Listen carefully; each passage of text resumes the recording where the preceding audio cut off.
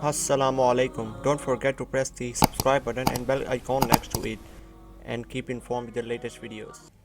اعوذ باللہ من الشیطان الرجیم بسم اللہ الرحمن الرحیم رب زدنی علما۔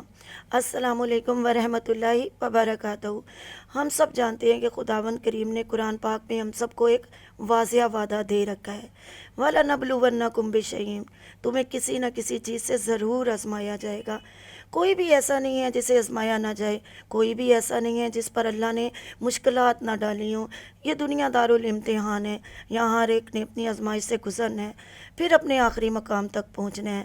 اگر دنیاوی لحاظ سے دیکھا جائے تو مصائب ہمارا حوصلہ توڑ دیتے ہیں، مگر اللہ نے مشکلات کو کامیابی تک پہنچنے کا زینہ بنایا ہے۔ مثال کے طور پر اگر یہ مشکلات نہ ہوتی اور ان مشکلات سے نکلنے کے لیے اللہ پر توکل نہ ہوتا تو کیا موسیٰ علیہ السلام فرعون پر غالب آ سکتے تھے؟ کس چیز نے موسیٰ کو کلیم اللہ بنایا؟ سامنے دریا تھا، پیچھے فرعون، موسیٰ اکیلے تھے، مگر توکل اللہ نے ان کو مضبوط بنایا، اللہ پر یقین نے ان کو کلیم اللہ بنایا۔ وہ مشکلات تھیں، وہ مشکلات پر توکل ہی کرنا تو تھا جس نے حضرت یوسف علیہ السلام کو حضرت یعقوب علیہ السلام کا لاڈلا بیٹا ہی نہیں رکھا بلکہ عزیز مصر بنا دیا۔ پھر ہم مشکلات سے کیوں فرار اختیار کرنے کے لیے توکل اللہ نہیں کرتے؟ حضرت یعقوب علیہ السلام نے جب حضرت یوسف علیہ السلام سے پوچھا کہ بتا تجھ سے تیرے بھائیوں نے کیا کیا، تو حضرت یوسف علیہ السلام نے کتنا پیارا جواب دیا۔ انہوں نے کہا ابا جان، مجھ سے یہ نہ پوچھے کہ میرے بھائیوں نے کیا کیا، بلکہ مجھ سے یہ پوچھے کہ میرے رب نے میرے ساتھ کیا معاملہ کیا، کیا ان کی مشکلات کو اللہ نے حل نہیں کیا؟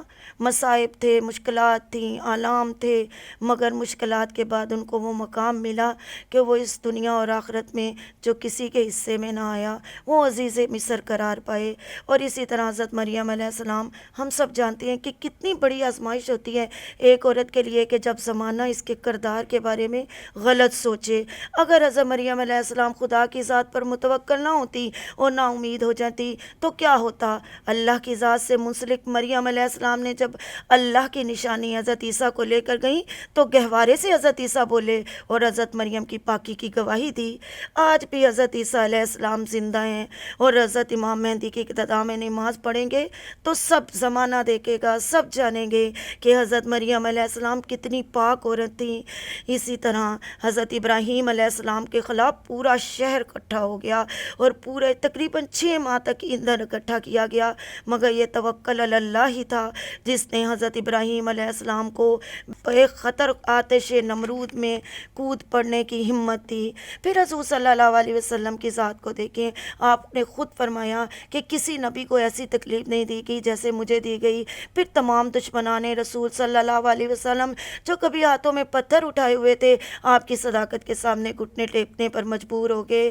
یہی تو مشکلات تھیں جنہوں نے حضرت عیسیٰ، جنہوں نے حضرت مریم، جنہوں نے موسیٰ کو، جنہوں نے یوسف کو، جنہوں نے یعقوب اور جنہوں نے حضور صلی اللہ علیہ وسلم کو ان مشکلات کے بدلے میں نعمات سے نوازا۔ تو اگر آپ کی زندگی میں کوئی مشکلات آتی ہیں تو یقین جانیں یہ آپ کی نجات کا ذریعہ ہے۔ ظلم و ستم یہ نہیں کہ ہم دروازہ کھٹکھٹاتے رہیں اور کوئی دروازہ نہ کھولے، بلکہ ظلم و ستم تو یہ ہے کہ ہمیں دروازہ کھٹکھٹانے کی ضرورت ہی محسوس نہ ہو۔ یہ مشکلات ہی ہماری نجات کا ذریعہ ہے۔ ہم اللہ کے ساتھ توکل اور کنیکشن سے جتنا اللہ کے قریب آتے ہیں اور یہ آزمائشیں ہمیں خدا کے ساتھ امید کے ساتھ جوڑ دیں تو یہ نقمت نہیں بلکہ نعمت ہے۔ حضور صلی اللہ علیہ وسلم نے فرمایا کہ ایسا کوئی دل نہیں جس پر بادل نہ آ جائیں۔ جیسا کہ چاند پر بادل آ جاتے ہیں اسی طرح دل پر بھی بادل آ جاتے ہیں۔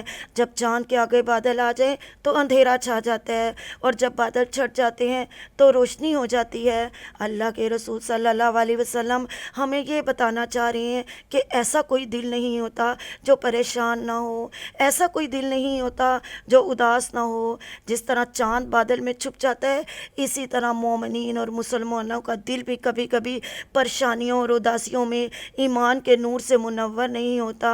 ضرورت توکل کی ہے۔ جس طرح ہم آج کل کے حالات میں طرح طرح کے کنفیوژن کا شکار ہیں، بس ہمیں ان کالے بادلوں کو توکل سے ہٹانا ہے، توکل اللہ سے ہٹانا ہے، اور ہمیں ان مشکلات کو اللہ پر بھروسہ کرتے ہوئے حل کرنا ہے۔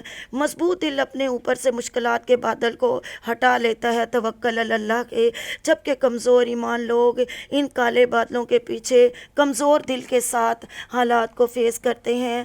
اللہ پر توکل جتنا مضبوط ہوگا اتنا ہی ہمارا ایمان مضبوط ہوگا۔ ہمیں دوسروں کی غلطیاں بہت آسانی سے نظر آتی ہیں، لیکن ہمیں ضرورت اس سینیٹائزر کی ہے جو ہمارا دل دوسروں کی طرف سے صاف کر دے۔ ہمیں قرآن پر تدبر کرنا ہے، کیونکہ یہ ایک لمحے کا تفکر ہمارے دلوں کو کلین اور صاف ستھرا کر دے گا۔ آئیں اپنے دلوں کو صاف کر کے دعا کریں، اللہ ہمیں اس ایک لمحے میں ہمارا دل بدل دے اور ہمارے گناہ معاف فرما دے۔ آمین یا رب العالمین، آمین۔